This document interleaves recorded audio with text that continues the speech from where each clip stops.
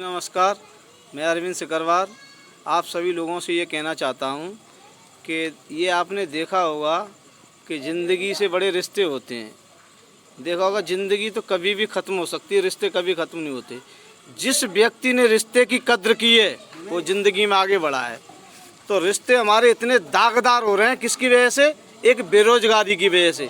तुम इतने बेरोज़गार हो गए किसकी वजह से? अपनी कमजोरियों की वजह से। तुम लोगों पे एक छोटा सा काम नहीं हो रहा है। तुम्हारे डिस्ट्रिक्ट में जो विधायक हैं, डीएम हैं, उन तक तुम ये ज्ञापन भी नहीं सौंप पा रहे हो।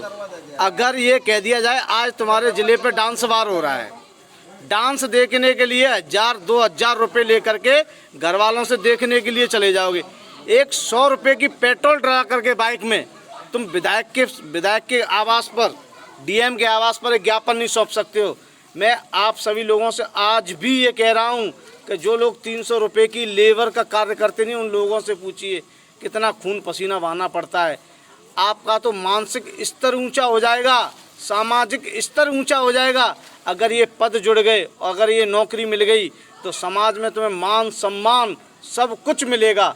इसलिए मैं आपसे कहना चाहता हूँ, तुम्हारे ज़िले के विधायक, डीएम, हर किसी व्यक्ति को, हर किसी बहन को, हर किसी भाई को कल सुबह 27, 28, 29 3 दिनों में यही कार्य करना है कि आप सभी को अपने अपने ज़िले के हर डीएम को, विधायक को, सांसद को ज्ञापन सौंपना होगा। और आप लोगों से एक छोटा काम नहीं होता है। आप फेसबुक चैट कर लेते हो, व्हाट्सअप चैट कर लेते हो, पर लेकिन कभी आपसे ट्वीट और रिट्वीट करने में बड़ी बेचैनी होती है। जिस ट्वीट और रिट्वीट से अगर तुम्हें ये पद मिल रहे हैं और तुम्हारी ज़िंदगी संभल रही है, वो तुमसे काम 2 मिनट के लिए वो काम नहीं होता है।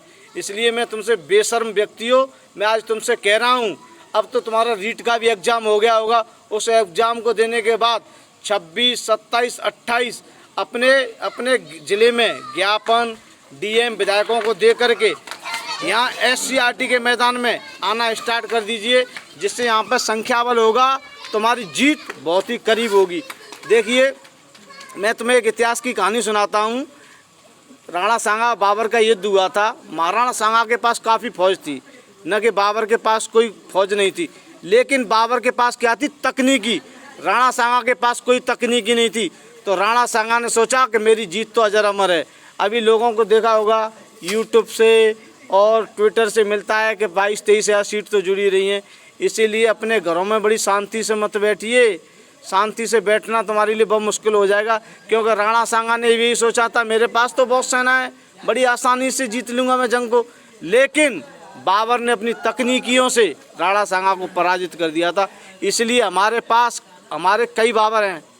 देख रहे हो, नई भर्ती वाले भी बाबर हैं हमारे लिए, जो आकर के जरा सी भी चूक नहीं कर रहे हैं। पता है, उन्होंने तो अभी एक पेपर दिया है, एक मुश्किल से टेट दिया, जिसे पास भी नहीं कर पाए। वो पता है यहाँ बार बार SCRT में आ जाते हैं अपनी नई शिक्षक भर्ती मांगने के लिए। तो मैं इसलिए आप उम्र के अंतिम पड़ाव पर हो, उम्र के अंतिम पड़ाव को समझिए, बेरोजगारी को समझिए। इससे आगे तुम पढ़ भी नहीं पाओगे। 3-4 साल इससे ग्रस्त हो चुके हो। तो मैं आप सभी से सब्रम निवेदन करके कह रहा हूँ, सभी भाई और बहनों से, कल से तुमको यही काम करना है। क्या काम करना है? अपने हर जिले के डीएम, विधायक और सांसद को ज्ञापन सौंपना है। अगर तुम ज्ञापन सौंपोगे तो पता है हर किसी के पास हमारी आवाज़ पहुंचेगी।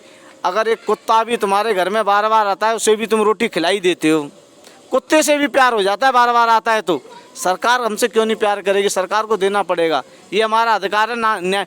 नीति संगत लड़ाई ऐसे तुम लेके रहेंगे। मैं 100% तुम्हें बता रहा हूँ, अपना काम कल से सच्चे मन से कीजिए, 100% नौकरी मिलेगी। बेशर्मों की तरह और कायरों की तरह घर पे मत बैठिए। मेरा आप ही से यही अनुरोध है, अपना काम बड़े विनम्रता से और बड़े निवेदन से, सच्ची लगन से कीजिए।